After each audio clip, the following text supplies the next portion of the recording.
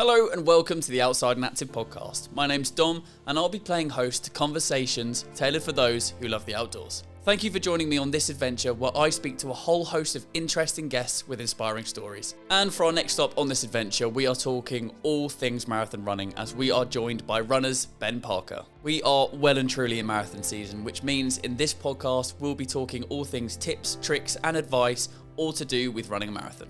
Ben Parker is the co-founder and head coach at Runna, a running platform that provides world-class training, coaching and community for everyone. Ben has spent over 5 years as a professional running coach and has helped everyone from beginner runners all the way up to elite athletes. As well as all of this, he's also a qualified personal trainer, an IRONMAN coach, an England athletics coach and a Pilates instructor. And if that's not enough, in his spare time, he's also a keen athlete himself, ranking in the top 5 in his age group for Ironman in the UK and coming top 20 in the 2020 virtual London Marathon with a time of 2 hours and 34 minutes. And just recently, he's qualified for the Ironman 70.3 World Championships. This week's sponsor is Science in Sport, the world leaders in endurance nutrition. Science in Sport have developed the world's first isotonic energy gel, SIS Go Isotonic Energy, which is scientifically proven to help you run further and faster for longer. SIS Go Isotonic Energy gels are trusted by elite athletes and teams worldwide, from Olympians to world champions. So go ahead and join the team now by heading to scienceinsport.com and use the special code OUTSIDE20 for an exclusive 20% off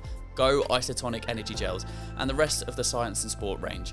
This excludes any clearance or existing special offers, so make sure you go ahead and shop now. SIS have been extremely kind to send through some of the examples of what they're offering. They are amazing. I love the gels especially. Go into their website and check it out now and use that code just mentioned. And a massive shout out to Runna, which is the app that Ben coaches for and is the founder of, and it's the market leading online running coaching service. They help people all over the world in 155 different countries train better for any running goal, from a faster 5K to a first marathon or even an ultra marathon, with expert coaching from their coaching team, including British Olympic marathon runner Steph Davies. And Outside and Active are really happy to be offering a special code that when you use it, you get a 2-week free trial on the Runna app. So go and download it now, Runna, RUNNA, and use the code OA for that 2-week free trial. Without further ado, let's head straight into this episode with Ben Parker. Ben, thank you so much for joining me on the Outside and Active podcast. It's great to have you here, and I'm really excited to chat about a topic that I think will be on a lot of people's minds at the moment, and that's marathons or races and events and trainings. But before we go into that, firstly, how are you? How are you doing? Yeah, I'm very well, thank you, and also sharing the same enthusiasm going into marathon season. I'm also doing London Marathon, so I'm in the middle of my training block as well. So enjoying that and excited to share some learnings with everyone listening to this today as well. I'm so jealous of the London Marathon, and there's a lot of people that will be listening that are going, oh, I've been entering London Marathon for X amount of years and or just haven't got the courage yet to enter and get a place and start fundraising. I'm one of those people as well. I've entered the ballot ever since I got into running kind of 6-7 years ago, and had a place the year it was first called off because of COVID. Oh no. Ran it virtually and somehow managed to lose my place from not clicking the right button on an email. So then last year I had to go out and do a qualification time to get my Good for Age entry.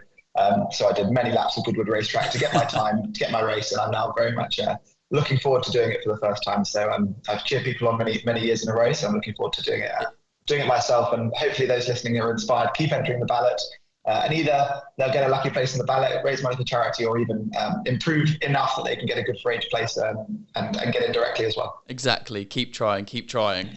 But we're going to kick off this podcast with a piece of advice that comes from someone who has been on the podcast before, and they leave a piece of advice about anything and they don't know who they're leaving it to.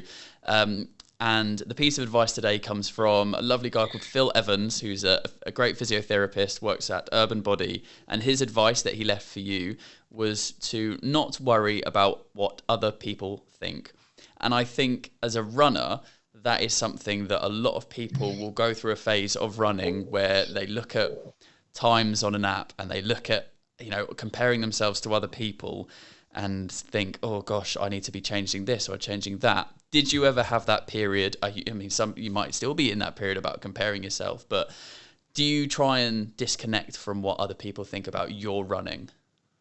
Yeah, I think it's such a good question, and I go through ebbs and flows of this. I think when I first got into running, I loved the fact that I would put it on Strava and impress my friends at uni. I would do my strength work and do my gym work and do my running and impress other people. And I found that the external validation and motivation that eyes on Instagram or eyes on Strava had helped me to push myself harder. Now, kind of role reversal 6-7 years later, I'm in a position where I'm coaching thousands of people all over the world and doing that through a really exciting app called Runna. But as a result, my training is almost like under more eyes now than ever before. That I feel now there's all this pressure to be the most amazing ambassador of my own coaching, my own brand. So I would say now it's harder. If I've got a little bit of a niggle, I'm so scared that that's going to turn into an injury, and then I'm not going to be able to keep training, keep inspiring our runners. So I definitely find it a hard juggling act. And from looking at the way different people have trained, over coaching people for many years, it's so interesting how some people react so well to the same stimulus, but other people react so badly to it. Yeah. And I think that's what's so important, is that we all work in different ways, and we've got to try and unpick the way that we work, what motivates us, what doesn't work well with us, and then try and set ourselves up for success. Some people hate putting their easy runs on Strava, for example, because they're slower than their races. And they think people are going to judge them, they've got less fit if they run a bit slower on Strava. And for the same reason, I've seen so often, it would be so annoying as a coach when someone would stop their watch and not record the rest periods of their intervals. So then I think that they've gone out and done an interval session of a few kilometer repeats, but actually their average speed on Strava is just the speed of all those intervals. And instead, we should record the rest. We should have a slow average speed and get really fit over months of training and go and blitz it in a race. And if you want the external validation on Strava, save that for the race. So I think there's all these ebbs and flows of how we can use social media and put pressure on ourselves, etc. And I think for some people, that pressure doesn't help, and keep your Strava private. Don't put things on Strava or whatever app people are using. But the real thing is to understand what motivates us and stack as many things in favor to help us, and then don't put things in place that are going to make training less enjoyable or less productive. And I think that stems back to the way that I think we try and build all of the coaching at Runna is always to make things as sustainable, as enjoyable as possible, because the key to anyone being good at anything long term is sticking around and keep doing that for a very long time.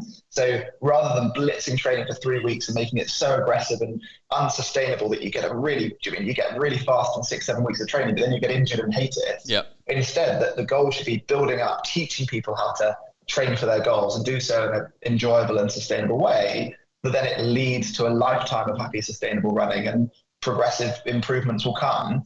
And as a result, someone's going to get to that marathon finish line feeling like, they're good training behind them, help them to have a great race, but they're excited to know they can go on to the next, rather than think that was 12 weeks of misery, I'm never running for another year, and go backwards to where they started, which, is often the way that people go with a marathon, which is always the way that I'm desperately trying to encourage people not to go, because you and I were such privileged people to be able to enjoy running and see it as this kind of great hobby and thing that we get to do to make our lives healthier and better.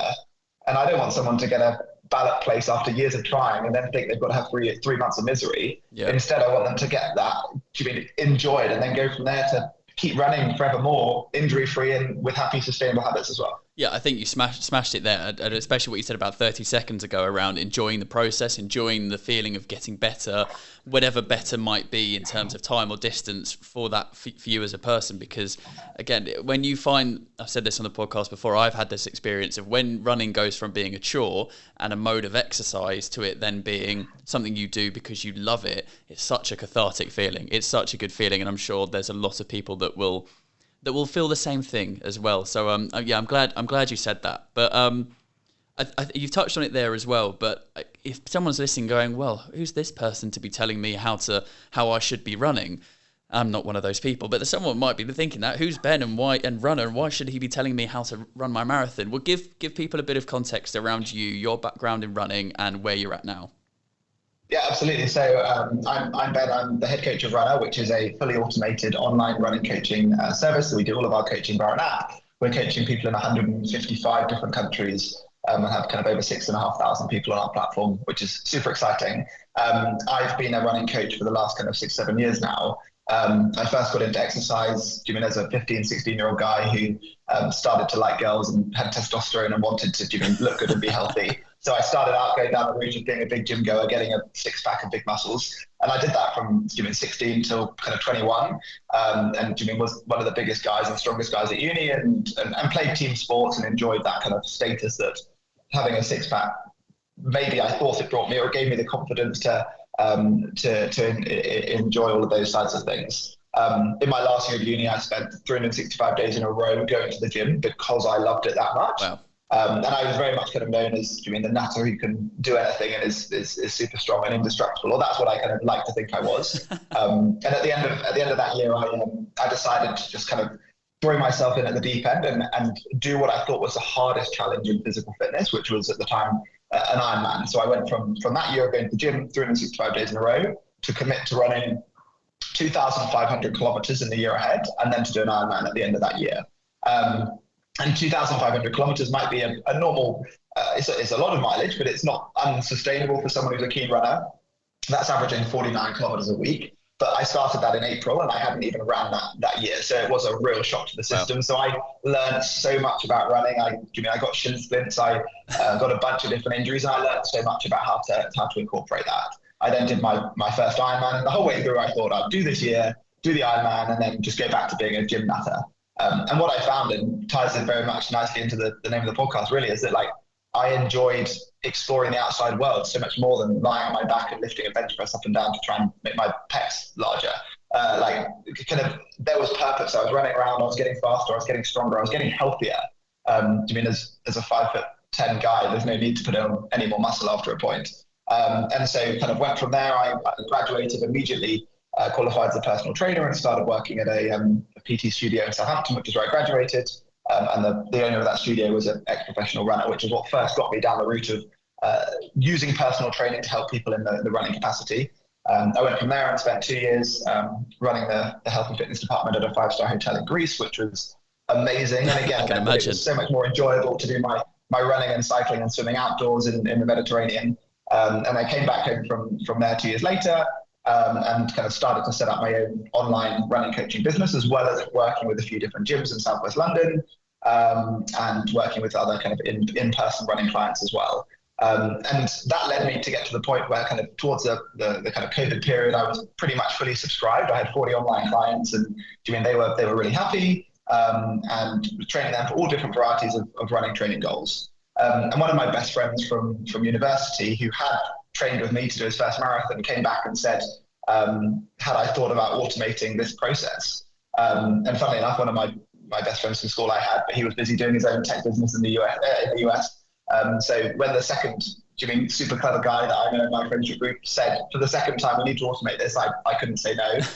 So we started with our Monday evenings, and then it became Monday and Thursdays until it was every other week for about 9 months, trying to build an engine that could take all of the information about you as a runner, what you're training for, what your schedule's like, how fast you are, how far you can run, and run that through code to then set you the perfect sessions. And essentially we were able to build that and mean that now we can coach people and charge much, much less because it's all done automatically, and help many, many more people.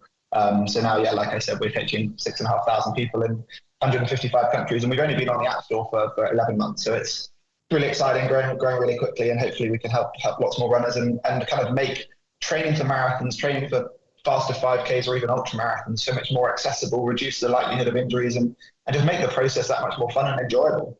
Yeah, I mean, you can completely see it there when you're talking about it. There's a real passion for helping people achieve their goals, whatever their goals may be.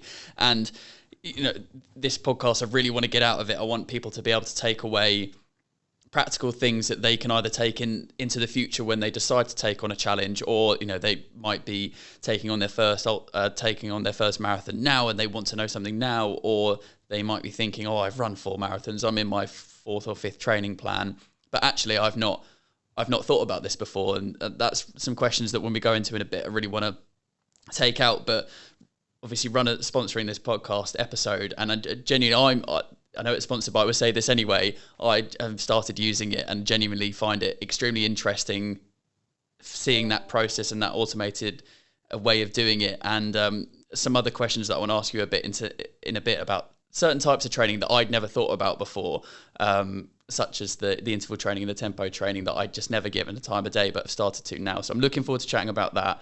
But you've got some awesome people that you're working with as well. I mean, we've had Josh Patterson on the podcast before, such a lovely guy, and you're working with him as well, and he's doing some awesome challenges and awesome things that I think he's either just announced or announcing. Yeah, no, exactly. Josh has been doing. I'm going to talk about Josh and Steph, and they're two amazing people associated with the business. Josh had put on his Instagram story saying he was looking for a running coach in London, and one of my friends who followed him messaged him and told him to message me. And he was at my house the next day. And 3 years later, he's now a big part of Runna, and he was our first investor, the first person to believe in what we were doing. And he's a huge part of the business now, which is amazing. And all of the running challenges he's ever done is, I've kind of been by his side and seen that amazing progression. As he had never ran more than 12K when I first met him, and wow. I was then holding his hand in marathon number 3 within 24 hours before flying over to marathon number 4 in Wales when he did 4 marathons in 24 hours in the 4 countries of Great Britain. So he's done some amazing things, and about to go on to do a marathon in all the cities in the UK in consecutive days, which is 76. The ironic thing about that is that when he first met me, that was kind of his first goal, of which he's had to pause it because of COVID, etc. Yeah. And the funny thing about that was that there were 69 cities when he first got in touch with me and wanted to call it the Great British 69, but sadly the Queen added a few countries to the list. But yeah, so he's been an incredible part of the journey, and it's been incredible to work with such an incredible athlete and an incredible person as well, and helps us enormously in the business as well. And then doing another one, I don't think Steph's been on the podcast yet, but she should be. So Steph Davies, who's kind of British fastest female marathon runner in the Tokyo Olympics. We reached out to her quite early on in the journey of the business. And she loved what we were doing, chose to invest in the business, and has been a key part of the business ever since. So all the coaching that we do at Runna is designed by Steph and myself. And it's been so amazing to see the business grow. And now it means that Steph works with us and has been able to step away from her career in finance. She used to work 3 days a week in finance alongside being a professional Olympic runner, which is crazy. And you wouldn't see the men doing that. But yeah, so she's been able to join the business. She works for us 10 hours a week, and it means that we can be so confident, and all the coaching is absolutely flawless at that full end of the spectrum. And being able to automate her voice, her tone of thought in terms of coaching to serve so many people. I mean, like for someone to work with an Olympic coach in the past, you'd have to pay a lot of money because that time is really precious. And for us to be able to make those coaching decisions as a team and then be able to put that through an automated service is so exciting, and also a fantastic way to hopefully elevate her profile as an amazing athlete in the space. So it's been absolutely fantastic working with her, and we've got some other really exciting people who are working hard behind the scenes that we'll go on to announce as Runna continues to grow and things move in the right direction, which is fantastic. Amazing. Well, we've nailed down your credentials. I think we can now trust you to give us some advice. So thank you for that. So I say it might be an easy question, but number one, if I've just signed up for a marathon now, I've bite the bullet, I'm signing up for a marathon. What's step one? What should I be thinking about first when I embark on this journey? Yeah, so I mean, it's a great question. And first of all, like, everyone is different. So you could be someone who's ran loads of marathons before, and it's a case that you just want to get faster. You're great at, you can get around the marathon if you had to turn up tomorrow, and it's just a case of working on your speed. So for them, it might be a case of making sure that we understand fueling, we understand pacing ourselves better, really work on that top end speed work. For the majority of people, doing a marathon is probably going to be their first one. And as a result, it's a case of making sure that we understand that there's so many factors that go into play to train towards that marathon.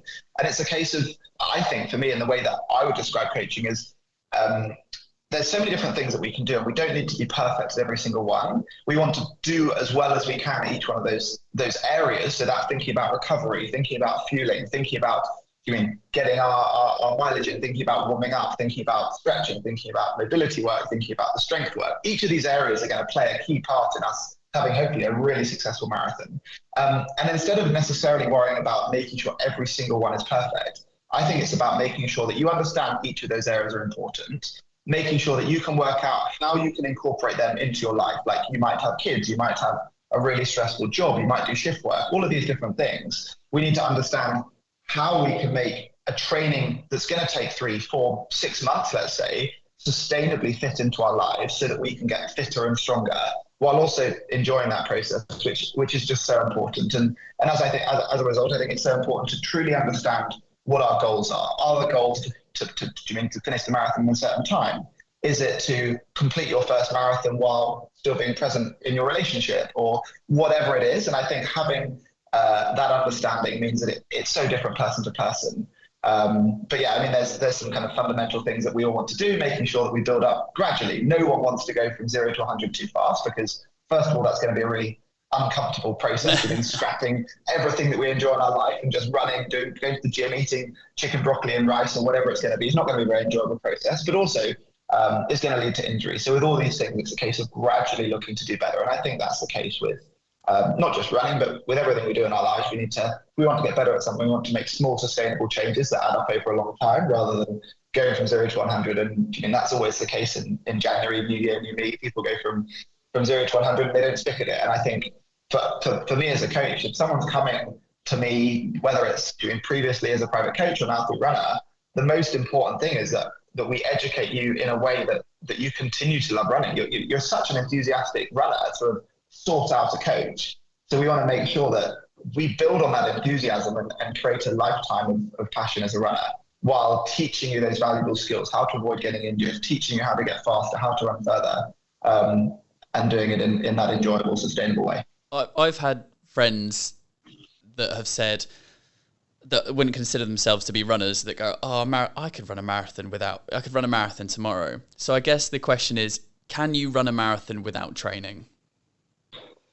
Well, I think the answer to that is that most people do secret training or do training without realizing they're training. And I think this goes back to the question of, like, is someone talented? So imagine you've got 2 10-year-olds at school, and one of them is about to play rugby. They're both about to play rugby for the first time. But one of them might have played catch in the garden with their older 3 brothers, and carried a big backpack on his way to school every day and done all of these things, and also been genetically bigger and stronger, versus the other one who's maybe got younger sisters and never been so physical, and maybe doesn't have a present dad, or whatever it is, without realizing the lived experiences that person has made one of them more suitable to the rugby than the other. And as a result, that kid who plays rugby the first time looks talented, when actually they've just been doing kind of hidden practice. And it's the same, like, if you're a 21-year-old and you've been at uni for 3 years and played football all the time and done whatever, like, you're going to be practicing your running. Playing football, you might be on the pitch for 90 minutes, which is, the same amount of cardiovascular exercise from a time perspective as running a half marathon, let's say. So, that's fantastic training. And if you're doing that 3, 4 times a week, like, you might say that you've never ran before, but you've done loads of training.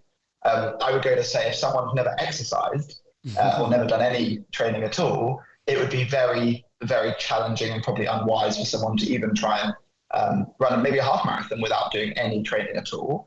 But for a lot of people who are physically fit and healthy and do exercise, they can get around a marathon. They're not going to run an optimal marathon. They're definitely not going to enjoy it, but it can be done. So I think that's the key thing to understand. And whether it's good for you or not is another matter. Like, if all you've done in that example again is play loads of football, you're good at sprinting and stopping and twisting and turning and running on grass, but they're not used to continuous, steady plodding for 4 hours on tarmac. And as a result, they might be able to get round because they're macho guy and they're used to the adrenaline of playing sport, and then they go and do it with the crowd, and they say they're not going to quit, so they get round, but they might go and hurt their knees, hurt their ankles, hurt whatever it's going to be for a good few months. And so while they might be able to get around, it's definitely not the way they should do it. And so I think no one can do it on no training and no exercise, but people can do it on no running if they have done lots of other things. I've never considered that before, actually, the idea of hidden training, and it's a very good point. But what reminded me of what you just said there as well around, they'll do it, but they might not enjoy it, is the thing that I notice of starting to run longer distances is when you're playing, okay, so let's say football is 90 minutes, but you're always thinking about something different. Your mind's always, it's not constant moving. Whereas with running, if you're running a marathon in between 4 and 5 hours, that's 4 and 5 hours of effectively doing the same thing with just you and okay, maybe music and a podcast, but it's just you, the mental side of things as well. And that comes with training, of the discipline of starting to build your training up. But running 4 or 5 hours consistently with just you and your thoughts effectively is quite a change for a lot of people. Yeah, exactly. But I think for anyone who has done a marathon, no one ever, I don't think, gets to the end of the marathon and be like, oh God, I'm bored. I'm glad I get to speak to you. It's a good point. Because your mind goes in so many different places. I mean, maybe that's what some people do and think and say at the end of a marathon, but like November and I've chatted to at the end of it, and every time I finish one, that hasn't been what I thought, because it's such an amazing opportunity to go and explore your thoughts, to enjoy the sights, look at other people who are going faster, going slower, look at the different outfits or whatever it's going to be. You hear the noise of the crowd, you hear that music, then you get your brain lost thinking about that fight you've had with your girlfriend and then what color you should paint your front door. And before you know it, you're like going around your favorite corner and then, oh, you've got to do a second lap. Oh, I've seen that before. I feel different than I felt on the last lap. And your brain goes in all these different crazy places. And sometimes you'll probably be stuck listening to your breathing, listening to your feet and be like, oh, I'm sick of hearing this for a while. But then your brain's off and thinking about another thought. So that again is practice. Like if I'm on the start of a marathon, I'm nervous for how painful my legs are going to feel and how I'm going to keep pushing through that, and how exhausted I'm going to be, and maybe I'm going to have a blister and I'm going to keep pushing through that. But I don't stand on the start of a marathon thinking, personally, I do Ironman. I've done 6 Ironmans, and my running, is only part of that kind of 3-legged sport. And I don't sit at the start of an Ironman, which might take me somewhere between 9 and 10 hours, and think, God, this is going to be a boring day out. It's the best day of my year. Like this year, 2023, I'm going to do 1 Ironman. I haven't signed up for it, but it's the browser sitting on my computer, and it has been for a few weeks because they cost a lot of money. But like that will be the victory lap. That will be the day that I look forward to all year round. The hard interval sessions or training sessions out in the rain, in the dark, when you're exhausted and cold and tired, and like those sessions are hard. I think that the marathon itself, the Ironman or the big day out, it's a fun one. You get to enjoy having tapered, having rested up for it, having put all that good training into it, wearing your favorite shoes and your favorite race kit and all of these different items, and having your friends say good luck and excited to see how you get on. All of that makes it the big fun day out. And I guess it's the case that you've gone through all of those long training runs to know that the biggest challenge of a long training run isn't the boredom, it's the actual hard graft of putting in the effort. I think a lot of people will resonate with that. How long should a training time period be? Because I've seen 8 weeks, I've seen 16 weeks, I've seen longer, I've seen shorter. Yeah. Does it depend on the person or the time that you are able to put into it? Yeah, exactly. So I think it very much everyone is different. It's going to depend on what our goal is. It's going to depend on what our history is. It's going to depend on how much time we have. And as a result, I would say for most people, a marathon block will sit kind of between around 12 and 16 weeks for most people. Some people can just need to sharpen up their tools over 6 weeks and get fast ready for the next marathon. But if they stay doing enough endurance year round, they don't need as long. For someone who's never ran and they get a place in a marathon, they might need 6 to 9 months to gradually build up to get comfortable with 5K, 10K, and all the way through. And again, like if the goal is to get round, maybe you need a little bit less long. But at the same time, what I would say for anyone training for any goal is that the longer we train for that goal, the better we're going to get. If you think about the piano, at school, if you're in school, the person who's got grade 8 piano is probably the one who just started the youngest and has done the most lessons. Yeah. And someone who starts piano 3 weeks later is not going to be very good. And it's the same with marathon training or running in general. The best runners of all your friends, and the best runners in our network and the best Olympians have ran for 10, 15 years. And that's the reason why they're as good as they are. So the true answer to the best marathon block of training is a lifetime. Do you mean I'm going to focus specifically towards this London Marathon for around 3 or 4 months, and then I will keep training, enjoy my running, focus towards the next Ironman, focus towards the next running goal, and ultimately just keep my training going all year and into the year after and the year after. I really like the phrase sharpening tools for people that are just getting back into sharpening tools, get ready to run the marathon.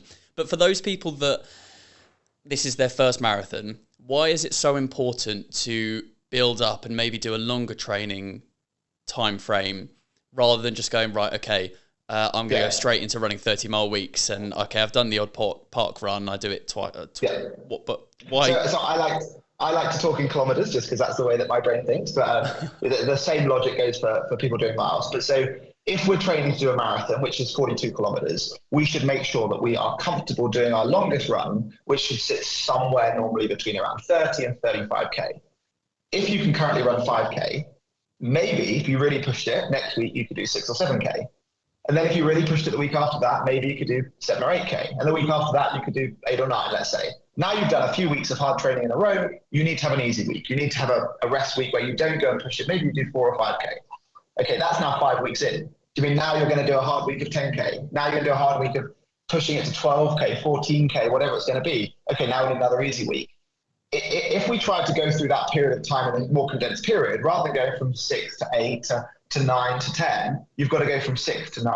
And then from 9, when you only did 6 a week ago, you've then got to go do a 13K run. And then you've got to miss that deload week or that easy week because you don't have as long to squeeze it all in, which means that the rate of improvement has got to be much, much sharper, which often younger people or people with a lot more strength history can get away with a little bit more of what we call an aggressive build.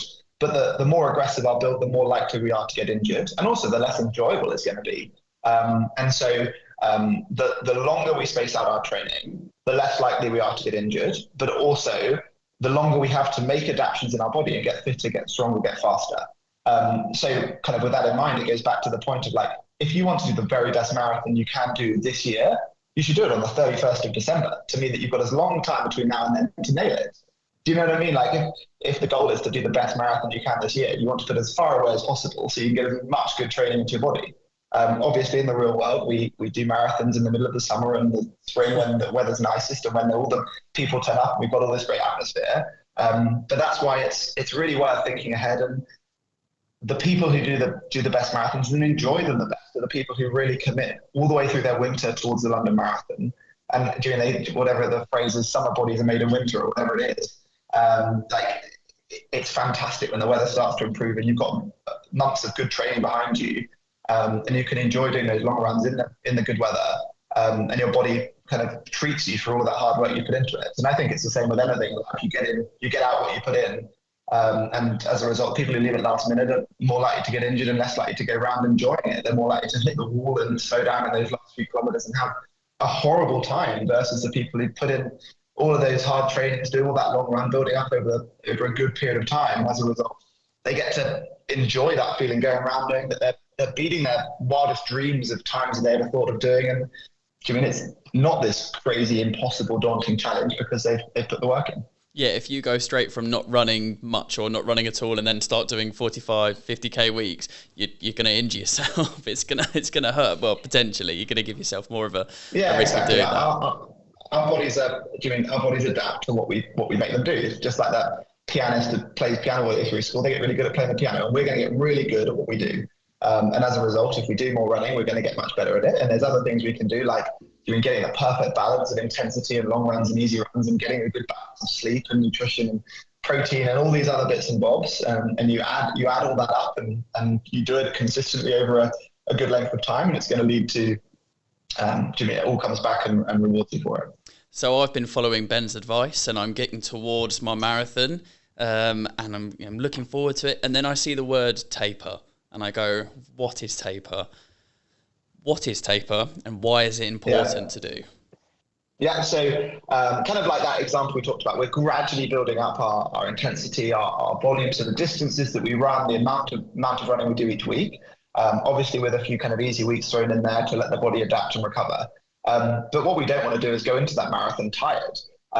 So as we get closer to that marathon, we want to have got that longest training run that I mentioned, somewhere between 30 and 35K under our belt.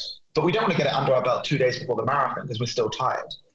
So we want to get it under our belt probably like 3 or 4 or 5 weeks earlier than that marathon. And then as a result, we want to spend those next weeks ahead kind of recovering, keeping fit, keeping fast, but without fatiguing, and also keeping our risk of injury low. The last thing you want to do is have done all the hard work for 3 or 4 months and you get a last minute injury because you're overdoing it.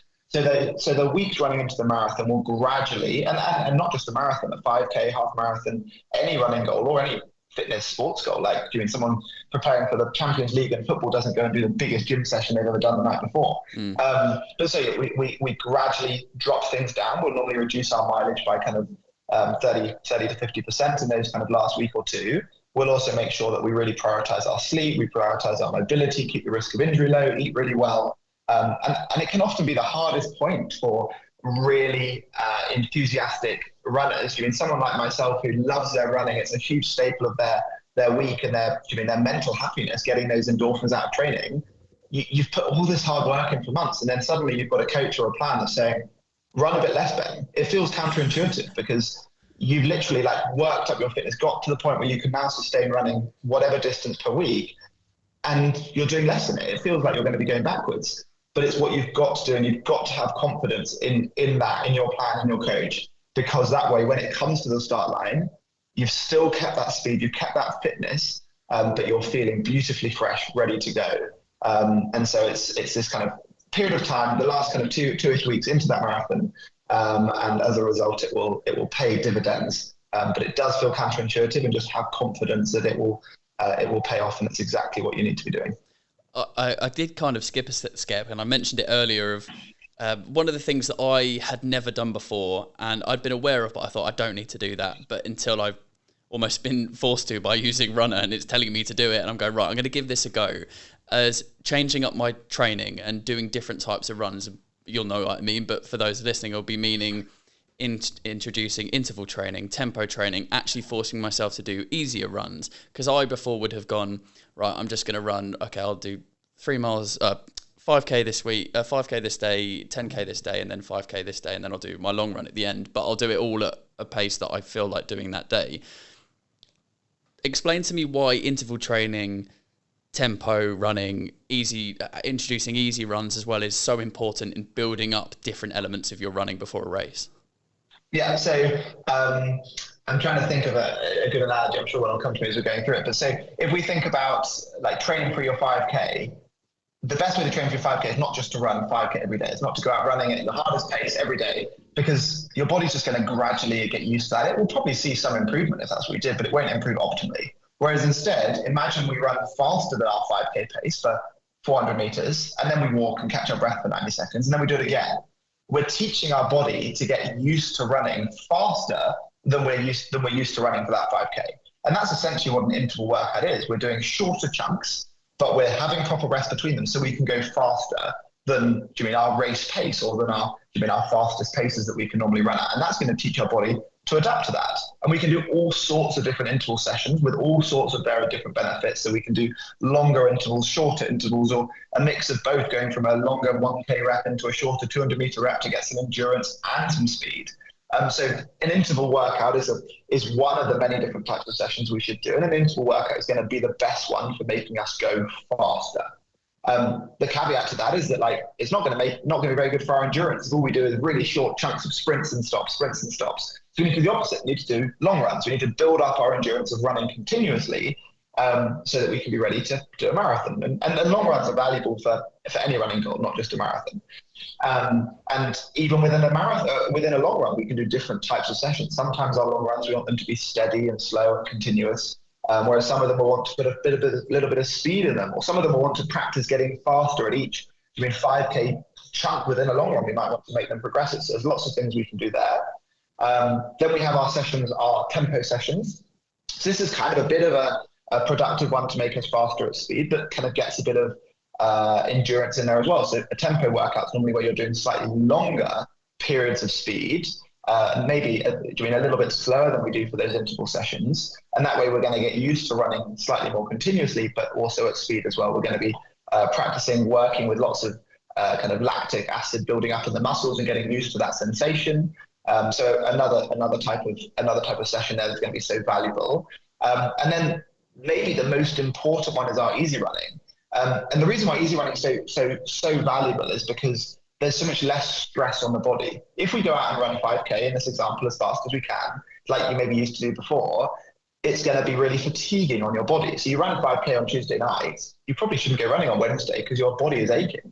And as a result, the mileage that you can do in a week is going to be much less because your body is so fatigued from each of your sessions. But if most of our running is done at an easy intensity, it means that it's much less stressful on our body. It will create much less DOMS, much less fatigue, and mean that by Wednesday, maybe you could do another easy run. Keep building your endurance. And then by Thursday or by Friday, you've got this great endurance in the body because you've done all these easy miles. And now you're razor sharp and fresh to go and nail those intervals and run way faster. Whereas if you'd ran a 5K really hard on the Tuesday, on Thursday, you might still be a bit fatigued and your intervals won't be that fast. Whereas if you're really fresh going into those intervals, because you kept your easy running easy, you get even more productive benefit out of your intervals. So it's just so important to create that kind of variety over the course of the week. Reduces the risk of injury, means that we can get much better endurance, and it also means the fast stuff can be really fast and we get the benefit out of that fast stuff. So whenever I used to have a private client, well before running, who'd ring me up on the phone and say, I've been running for years, I do all this running, but I've never done any training. They would be the most exciting people that I love listening to, because I know as soon as we go give them some structured training, they're going to improve so fast because they're fit and they're strong, but they're doing it all wrong. Yeah. But as soon as you turn a few cogs for them, it all starts coming in the right direction. And so as a result, if you are the type of person that does all your running at one pace, I would implore you to go and experiment doing some other types of sessions, and you'll really quite quickly see the benefit. And then you'll find running is so much more fun and exciting again, because rather than just stagnantly running around your block every Tuesday night because someone said it's going to be good for your fitness and help you lose weight, when you start training and seeing yourself get faster and stronger and running further, it's so much more satisfying, so many more endorphins, and as a result, that's what will keep you running for a lifetime. Yeah, you've answered that perfectly. It's really interesting, and I'm only even just a couple of weeks into starting incorporating this into my training.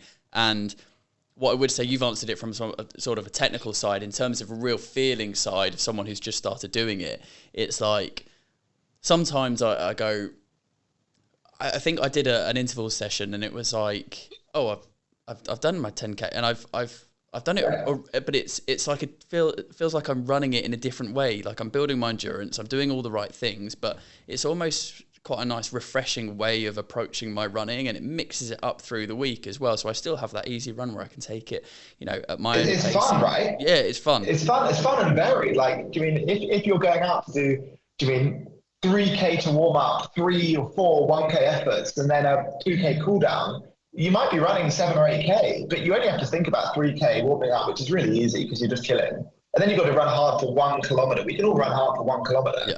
Take a bit of a rest, do it again. You've only got to do once more, and that's done. Now you've ran 6K, you've got to do the cool down, it's all over, and you've ran 8K. Whereas if you had to start out running 8K without stopping, it's 35, 40 minutes of hard work. Whereas instead it's breaking it into these mental chunks makes it easier and more fun and satisfying. Yeah, psychological as well. That's a massive thing. I think it even said that in part of the plan of actually get used to running.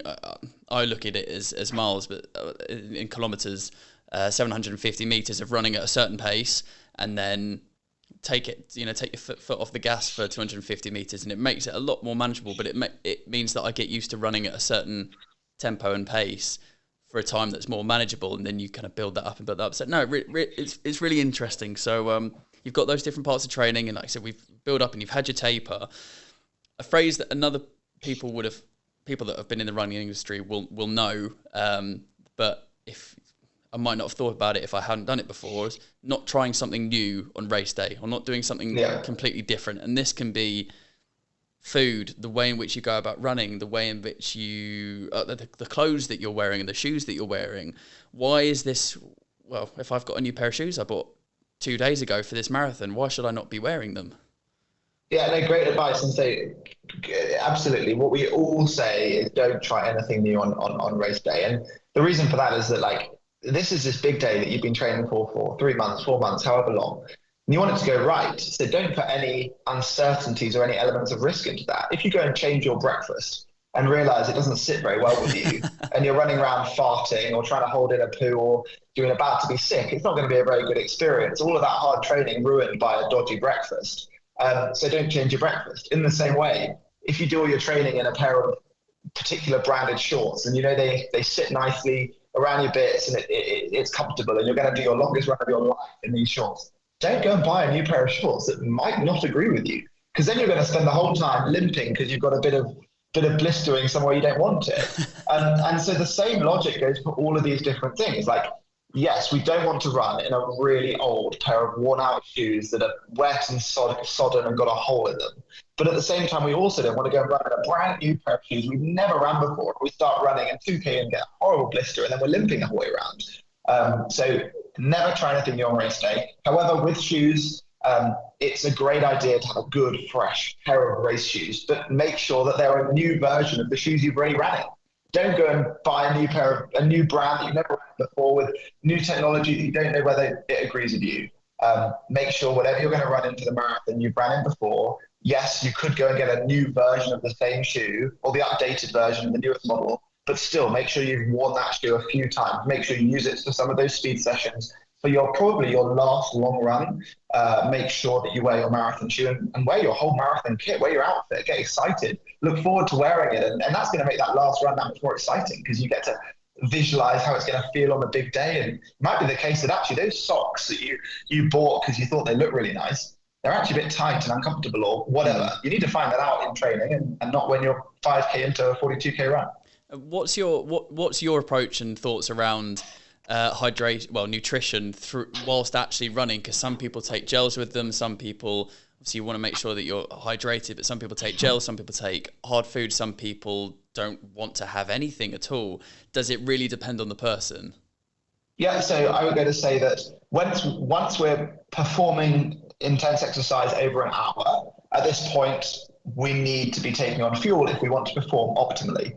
I would say most people should want to perform optimally, and therefore we should make sure we're taking on energy. Energy gels have kind of been designed because they're the most efficient way to take on energy in a really easily digestible way that's easy to carry and easy to consume without needing too much chewing or feeling horrible. However, some people don't like it. And the last thing you want to do, midway around the hardest run of your life, consume a horrible tequila shot. And if an energy gel feels the same to you as a tequila shot, then you probably shouldn't have it midway around. The caveat is alternatives are things like jelly babies or flapjacks, which are, again, not necessarily optimal. So it's really important that we find a fueling strategy that works for us. The golden number that we often kind of look to in the industry is kind of 60 grams of carbs per hour, which means that like if an energy gel's got 20 or 30 grams of carbs in, we normally want to try and take on 2 energy gels an hour. But I mean, if you then have a 4-hour marathon coming up, you might need to take on 8 energy gels, which it seems like quite a lot. So we need to make sure that we've practiced the strategy that we're going to use for energy gels or for whatever type of fueling we're going to have. We need to make sure that we've got kit that's got enough pockets or enough storage capacity for all these gels. A lot of big marathons will provide you with gels. However, they might be a different brand to the brand that you're used to and you like, and a different flavor. So if you're going to be relying on your marathon that you're doing to provide you your gels, make sure you've bought their brand of gels in training and make sure that they agree with you. There's so many different things that we can do. And ultimately, again, it's a very personal situation, the fueling that we do for a marathon. But as a result, it's something that we need to practice, experiment, and hopefully find a solution that works really nicely for us. Hydration, you mentioned that as well. Again, we need to be making sure we're taking on liquid, but we also we need to be taking on kind of 3 things, 2 of which kind of hydration, we need to be taking on energy, but then we also want to make sure we're getting on plenty of electrolytes or salts, otherwise we're going to get things like cramping. So the solution there can be either you put electrolytes in your liquid, in your water, you take on gels that have electrolytes in them, which is another common option, or people will take things like a salt tablet. I was doing an ultramarathon in Sri Lanka where the humidity was extremely intense, and every day I would take a salt tablet every day to make sure that alongside having electrolytes in my water, I also had kind of a more dense intake of salt as well. So it depends on the type of sweater we are, the type of climate we're running, all of these different things. But yeah, it's key that we do all these things, both in training and in racing, to make sure that we're nicely prepared for it. And yeah, like you said, don't do anything new. Make sure whatever brand of gel, whatever breakfast you're going to have, whatever kit, whatever shoes you're going to use, they agree with you and you feel comfortable using all of them for the big day. And I want to bring it back round because we started with the theme of enjoying it, enjoying the progress, enjoying the experience of doing it. And then we've spoken about things that are enjoyable but can be quite stressful, training plans and different types of runnings and food and kit and all of that. But ultimately, and I don't want to put words in your mouth, but I'm sure you'll agree, is just enjoy the experience. You know, something might not go right or something might go better than you expected, but ultimately you've most likely pay to enter this event, which is doing something that's incredibly cool and incredibly worth being proud of, and an achievement when you get there. Enjoy it and take in all of the moment. Don't be too hard on yourself. Push yourself and make the most of it. But I take it that's another part, a big part of the training. Enjoy it. Absolutely. And I mean, over 3-4 months, you can achieve so much. And the week before you get to that start line, you should look back and think what you've achieved. Like, often people will come into this never running more than 5-6K, and they've done training runs of 20K, 25K, 30K, maybe 35K. Like, they are enormous achievements. You might do 4 or 5 half marathons in your training for a marathon. And like, to the type of person who goes into that process having never run more than 5 or 6K, like, that's bonkers, and they should be so proud of that and so happy. And as a result, like, just don't put too much pressure on yourself. I always think, like, we shouldn't worry too much about the time. And when people come to me and say, I really want to achieve this time in the marathon, my logic normally is, great, like, good for you. Like, I want you to train optimally, and you may well exceed your goal or not quite hit your goal. And that's all driven by how accurate your goal was. Like, I mean, if you came to me and said, I want to run a marathon in 2 hours, or you came to me and you said, I want to run a marathon in 4 hours or 6 hours, like, the likelihood of you achieving that goal is just determined by whether your goal was good. Do you know what I mean? Like, and your goal being good is basically driven by how well you understand what is realistic to achieve in a certain time frame. So instead of worrying about that, we should just listen to where you are right now, give you the optimal training, and you're going to do the best that you possibly can. And that's a good thing. And by doing it that way around as well, you then don't get wrapped up in worrying whether we do a 4-hour and 1-minute marathon or a 3-hour 59. Like, we want you to do the best marathon you can do, and we want you to get there happy and ready to do the marathon the year after because you enjoyed the process. And I think that's the way I look at running, and that's the way that I try and build any coaching that we do at Runna, and hopefully that resonates with lots of people out there.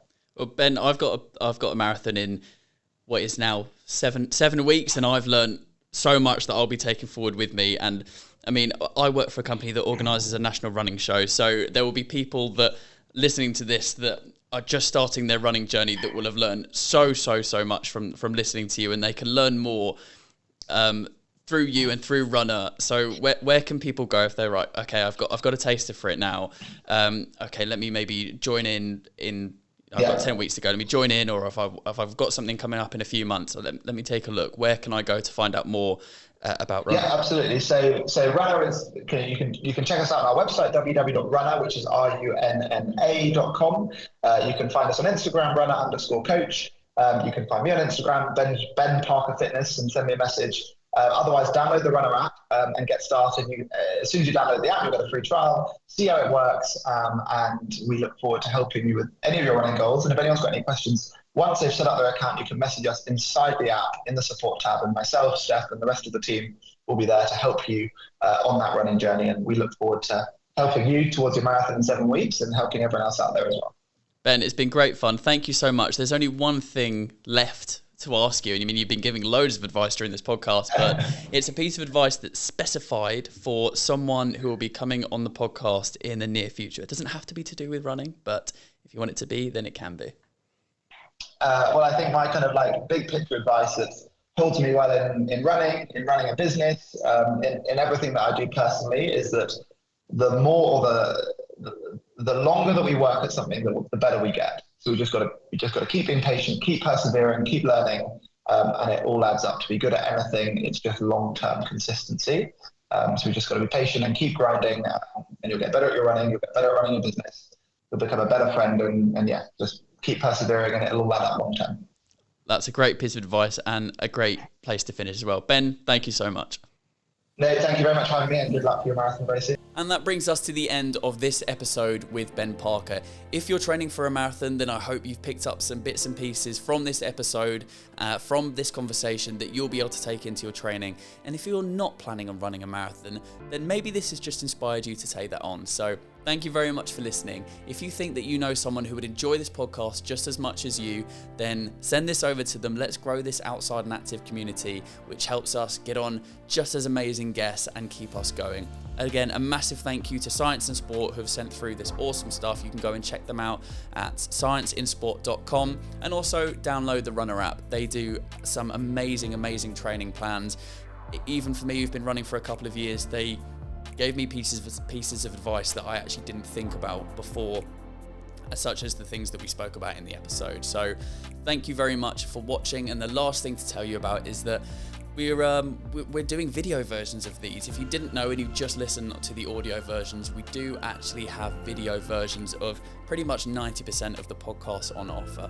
If you want to head to YouTube, type in Outside and Active Podcast, you'll find it there, or by heading to our website, outsideandactive.com, and all the articles that are related to the podcast, you can see the videos there.